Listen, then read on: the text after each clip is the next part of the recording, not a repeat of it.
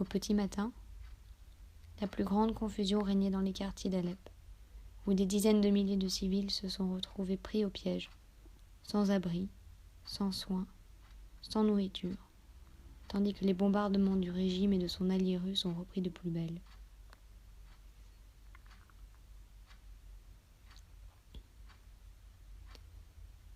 L'espoir a ressurgi dans la matinée, lorsque l'armée russe a annoncé dans un communiqué qu'une évacuation vers Idlib se préparait, précisant agir sur ordre du président Vladimir Poutine.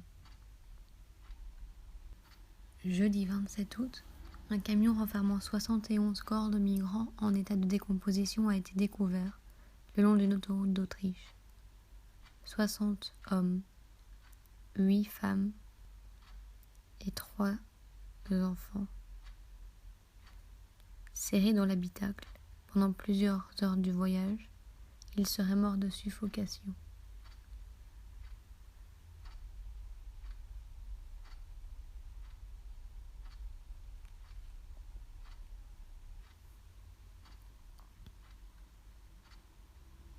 La majorité des réfugiés qui arrivent en Grèce continuent leur voyage direction la Macédoine et la Serbie. Depuis le 20 août, le gouvernement de Skopje a déclaré l'état d'urgence et la frontière gréco-macédonienne est officiellement fermée. Mais les migrants continuent de passer en force. Le 22 août, 1500 personnes ont franchi les barbelés, malgré les grenades assourdissantes lancées par les forces de l'ordre. Certains demandent l'asile sur place, mais au moins la moitié ne s'enregistre pas auprès des autorités et continue vers la Hongrie.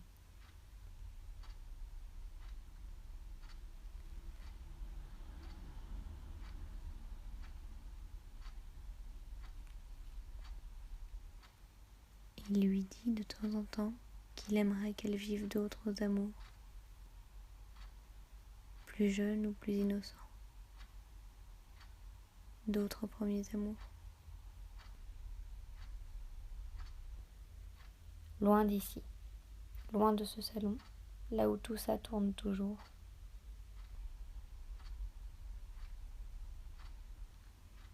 Budapest prévoit de voter une loi en septembre destinée à criminaliser les passages illégaux et est en train de construire une barrière anti-migrants sur 175 km.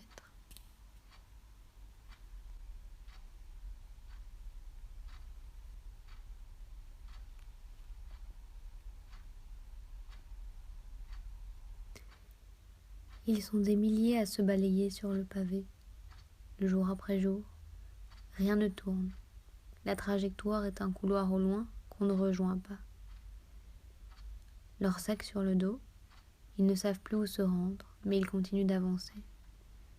Ils se suivent, ils se sentent. Ce doit être ce chemin-ci.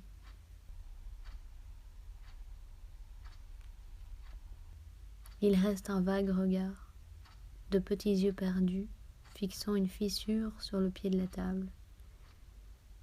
Ces yeux n'appartiennent plus à aucun corps. Ils sont devenus intemporels et seuls accrochent à une jeunesse bafouée.